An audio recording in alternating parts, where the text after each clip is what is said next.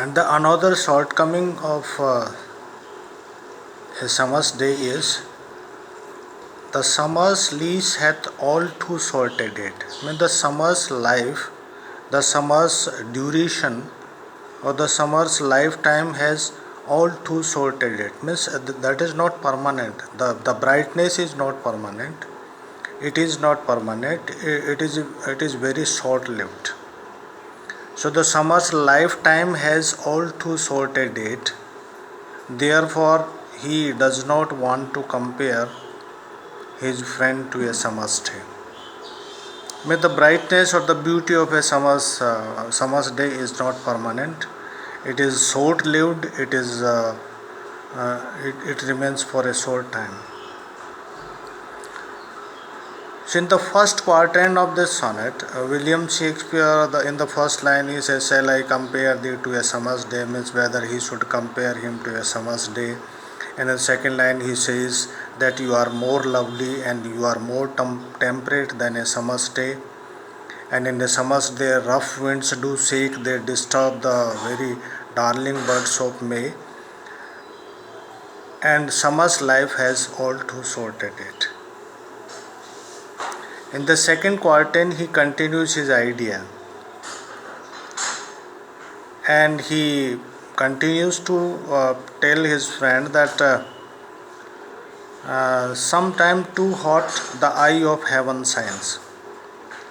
Sometimes what happens in a summer's day, the eye of heaven shines too hot. Here the eye of heaven is the sun,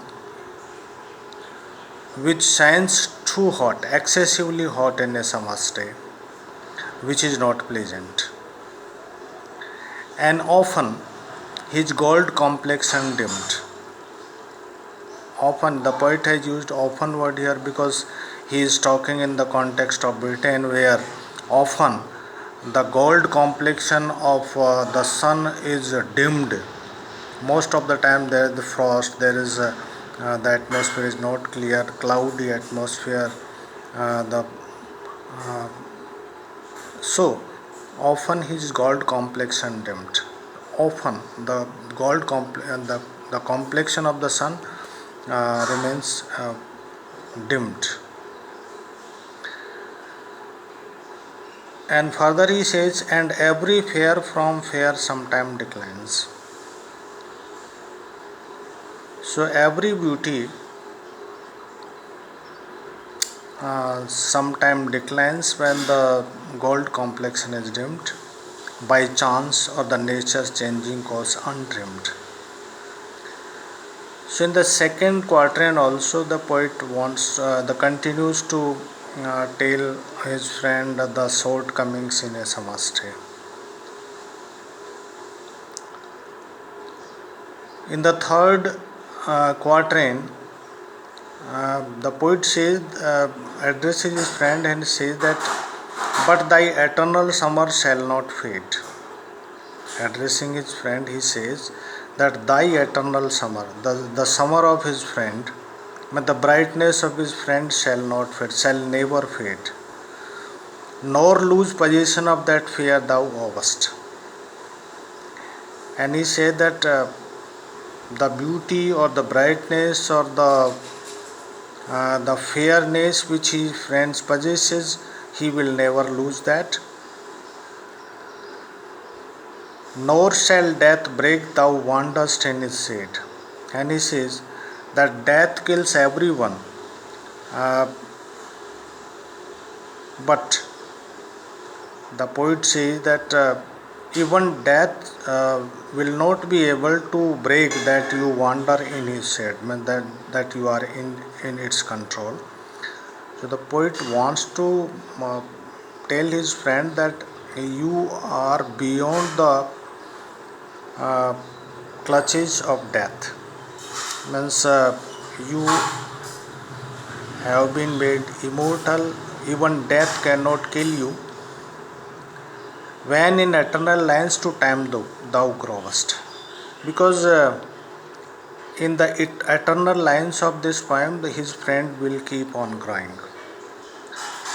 So in the third quatrain, the poet wants to tell his friend that You are different from a summer's day. Summer's day is fickle, that is short lived, that is not permanent, that can be disturbed anytime. But your summer will continue forever. Your beauty will not fade, your fairness will not fade, your brightness will not fade, and the beauty or the brightness which you have, you will never lose that. Even death cannot kill you, because in the eternal lines of this poem you will keep on going, his friend will keep on going.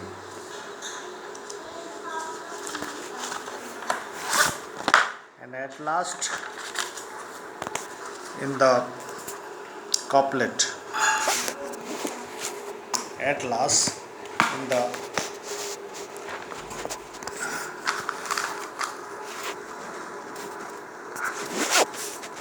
couplet of this sonnet, so long as man can breathe or eyes can see, so long live this, and this gives life to thee. Here in this couplet of 2 lines, William Shakespeare concludes his idea, and he says that as long as man can breathe, means as long as humanity lives upon this earth, or eyes can see, or the eyes can read,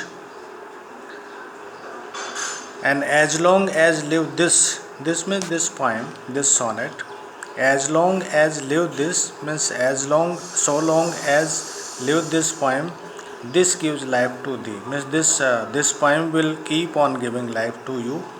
You are immortal, you are beyond the power of death. So the poet concludes this poem with this idea that he has made his friend immortal, because he has written this immortal poem for him. So this is the brief idea which has been discussed in this poem. Now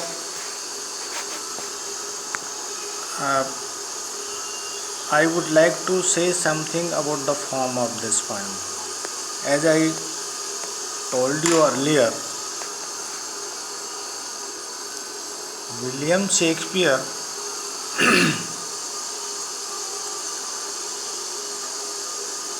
adopted the English model of the sonnet.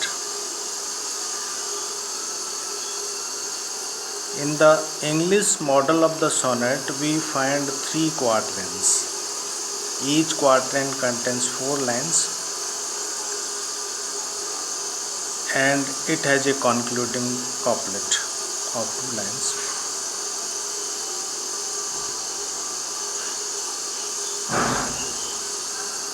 The same idea continues in this poem. In the first quatrain, the poet introduces the idea, gives the introduction to the idea, and the same idea continues in the second and third quatrain. The same idea develops in the second and the third quatrain, and the conclusion is given in the couplet.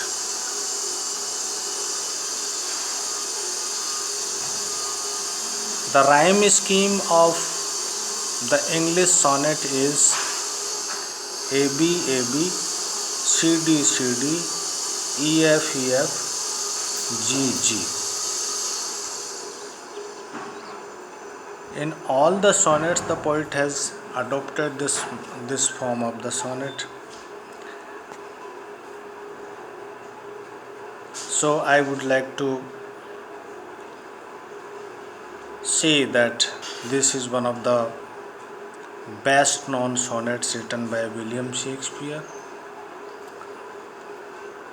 The poet has very beautifully compared the brightness of his friend to the brightness of a summer's day. When he compares them, he finds that his friend is superior to a summer's day, because the greatest defect of a summer's day is that it is fickle, it is short lived, it is not permanent. On the other hand, the summer of his friend has been made permanent. Although man is also mortal, Shakespeare says that he has immortalized his friend by writing this immortal poem. So, as long as people will live on this earth and eyes will be able to read this poem, and so long as live this poem will keep on living life to him. So it is, I would like to conclude that it is one of the best known sonnets written by William Shakespeare. With this, I would like to conclude this lecture here. Thank you.